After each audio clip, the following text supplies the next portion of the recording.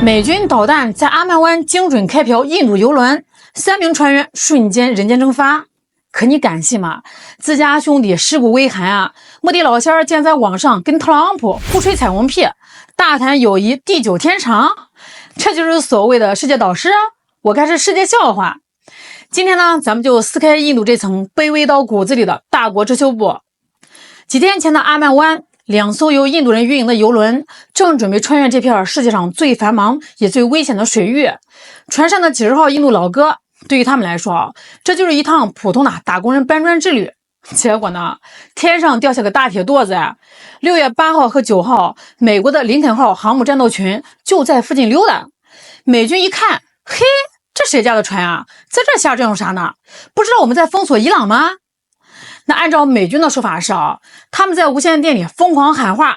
那边的船给我停下，掉头，不许往伊朗那边的受限港口开。咱们换位思考一下这帮印度船员当时呢估计也是懵的，老板让往哪儿开就往哪儿开，这可是公司的资产，哪能说掉头就掉头啊？再说了，印度人心里可能还有点小骄傲莫迪总理可是特朗普的好哥们儿咱们可是美印战略伙伴，你还能真打我不成？事实证明，美国人打你连个招呼都不用打，警告无效。行，战斗机直接起飞，锁定发射，嗖，一枚精确制导导弹划破长空，直奔油轮而去。印度海员工后来收到了一通让人头皮发麻的绝望求救信息，电波里的3个声音都在发抖，带着哭腔喊美国导弹击中发动机舱啦，船着火啦，船在下沉，救命啊！大伙儿想想那个画面大海上前不着村后不着店的一艘满载易燃物的油轮被军用导弹直接开瓢了，巨大的爆炸声震耳欲聋，滚滚黑烟瞬间是冲天而起好好的油轮当场瘫痪，成了一口海上燃烧的铁棺材。船上的24名印度船员命大连滚带爬的全给捞上来了。但是到了6月9号，这第2艘可就没这么幸运了。船上28个印度人，导弹咣当一家伙砸下来当场就有3个大活人神秘失踪了。那到了11号，印度政府颤颤巍巍的出来确认了，别找了，这3个失踪的兄弟已经确认遇难，捞上来2具遗体，还有一个估计已经彻底跟大海融为一体了。出海打个工结果被自家政府天天吹捧的坚实盟友给一炮干碎了。这事搁在任何一个正常国家，那不得立刻炸锅呀！事情发生以后，新德里那边的官僚机器终于算是转起来了。6月10号，印度外交部紧急召见了美国驻印度的临时代办。印度官员估计在办公室里也是拍了桌子的你们是怎么回事打狗还得看主人呢，这船虽然挂着帕劳国旗，但里面装的可是我们印度人商业船只安全不容侵犯，我们对此表示强烈抗议。这番话听起来是不是还挺硬气的？有点大国那味儿了，对不对？别急你看看美国人怎么回敬的。那面对印度当局的这股子无名火美军轻描淡写的甩出一份声明，通篇就透露着2个字儿：傲慢。美国人这么说的自打我们对伊朗实施海上封锁以来，都赶走多少船只了？唯独你们这艘油轮头铁得很，反复拒绝遵守指令，非要往禁区里扎。所以这次打击纯属你们自找的。更气人的是后面这一句，美军呢还特意强调，我们的行动是非常精确的，我们只打了你们的发动机舱，没有打致命部位。你看，才死了3个人我们已经完美实现了最小化伤亡。哎呦喂，这简直就是现实版的 PUA 大师这一句最小化伤亡简直就像一个响亮的大嘴巴子，狠狠抽在了印度人脸上美国人根本没有道歉的意思也没有赔偿的意思，甚至连一句假惺惺的对遇难家属表示慰问的场面话都懒得说。在华盛顿的眼里你印度再怎么吹嘘自己是重要战略伙伴，到了真刀真枪拼利的时候，你也不过就是个随时可以被敲打的跟班你不服？不服也得给我憋着。那如果说美军的傲慢让人来气那接下来发生的这件事才是真正让全体印度网民原地破防，彻底陷入疯狂的导火索。咱们刚才说了印度外交部10号在那儿义正言辞的抗议交涉，对吧？就在同一天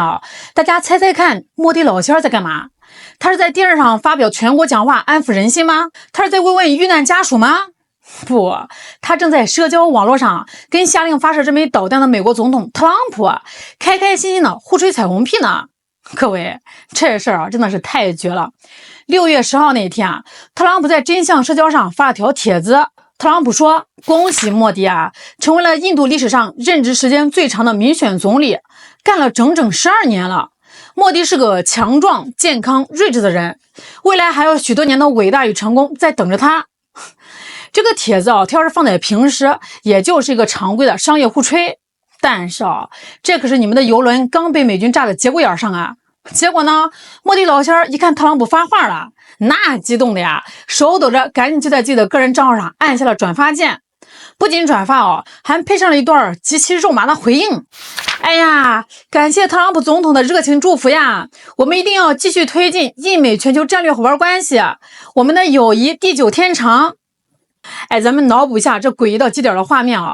一边是广阔的阿曼海上，一艘烧焦的破船随着海浪飘摇，遇难船员的家属在印度老家哭的是撕心裂肺。另外一边他们敬爱的总理正拿着手机看着屏幕上美国总统夸他强壮、健康、睿智的留言，嘴角疯狂上扬，乐呵呵的点下了一个大大的赞。这画面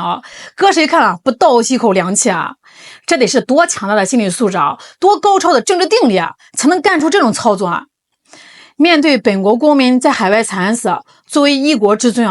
莫迪的个人账号上看不到一个字的愤怒，看不到一个字的谴责，甚至连个哀悼的标点符号都没有只有对美国总统的谄媚与回礼。这哪里是世界导师呀？这简直就是被人家卖了，还乐呵呵的帮人家数钱，顺便夸人家点钞票的姿势真帅。毫无悬念三哥虽然平时喜欢喝恒河水，但眼睛是不瞎的呀。评论区当场就迎来了10级的大爆炸，愤怒的三哥把键盘都敲得冒烟了。有人直接在底下开骂：我们的兄弟在海上流血，你在网上跟凶手调情，你的沉默让人感到窒息。更有一些有点见识的印度网友直接把这个事儿跟咱们中国还有巴基斯坦拉出来做对比。有一个高赞评论是这么说的：这种事儿如果换做中国或者换做巴基斯坦，他们绝对不会就这么算了。可是到你莫迪这里，为了你那点虚伪的面子你就当这个事儿没发生过。说句公道话这印度网友的话虽然刺耳，但绝对不冤。咱们中国人看到这里心里面绝对是百感交集，因为我们经历过这种切肤之痛当年中国驻联盟大使馆的事3名中国记者当场牺牲了。当时咱们北京是什么态度官方的措辞硬得像钢板，全中国10几亿人的怒火瞬间被点燃，抗议的浪潮席卷了大江南北每一个城市，大学生们走上街头，民众的怒吼声震动天地。在外交桌上咱们更是死磕到底，逼着美国人低头道歉赔偿。这件事深深地刻在了每一个中国人的骨子里。它教会了我们一个道理：尊严只会在剑锋之上，真理只在大炮的射程之内。哪怕我们当时实力不如人，但我们的脊梁骨是直的呀，国家的底线是绝对不允许践踏的。你再看看巴基斯坦虽然经济条件一般，但人家骨头硬只要周边谁敢动巴基斯坦的人，那不管是官方的还是民间的，那向来是同仇敌忾毫不拖泥带水，该干就干。咱们再看看印度，面对几条人命的消逝，印度政府在干嘛呢？在玩双面胶游戏。有人替莫迪洗地，说哎呀，外交部不是召见大使了吗？怎么能说没抗议呢？拉倒吧，外交部的声明那叫例行公事，那是一台没有感情的官僚机器在走流程。而在同一个时间窗口里，真正代表这个国家最高意志、最高权力的总理本人，却在主动展示与凶手的深厚友谊。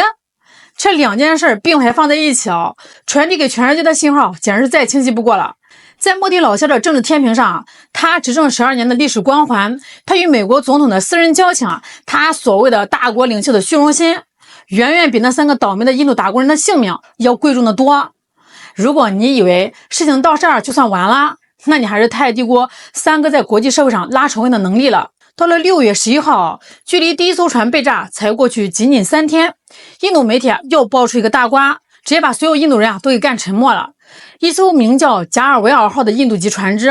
载着20名印度船员，又在阿曼海附近的海域遇袭了，机舱和烟囱瞬间起火，滚滚黑烟直冲天际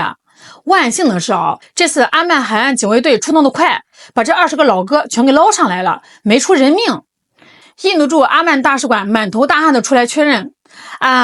对，根据船员描述确实又被袭击了。那至于到底是谁干的，我们还在查，现在还不敢确定是不是美军。各位，你们听听这语气不敢确定是不是美军，都被揍成这熊样了，连个屁都不敢乱放咱们算一笔账，从6月8号到6月11号，短短4天时间，在同一个海域连续有3艘满载印度人的船只遭到打击，这只是偶然吗？这只是巧合吗？这简直就是被人在海上拉张通缉令，照着印度的脸在扇巴掌回过头来看看莫迪老仙这12年他喊了多少年的口号什么印度制造、超级大国、世界导师带领印度走向伟大复兴，那口号都是震天响排场足够大。在美国人面前他能把几万人聚在体育场里搞大型派对，在镜头面前他能把自己塑造成一个洞悉宇宙真理的圣人。可是当潮水退去的时候我们才发现他连自己的国民都保不住大国的尊严从来不是靠在社交网络上跟其他国家领导人互相点赞点出来的，也从来不是靠在2个超级对抗的阵营中间反复横跳骗出来的。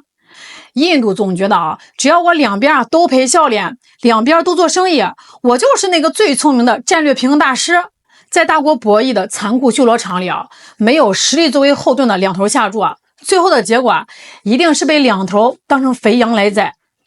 美国人这次的导弹其实就是给印度敲响了一记震耳欲聋的丧钟。华盛顿从来不需要一个平起平坐的重要战略伙伴，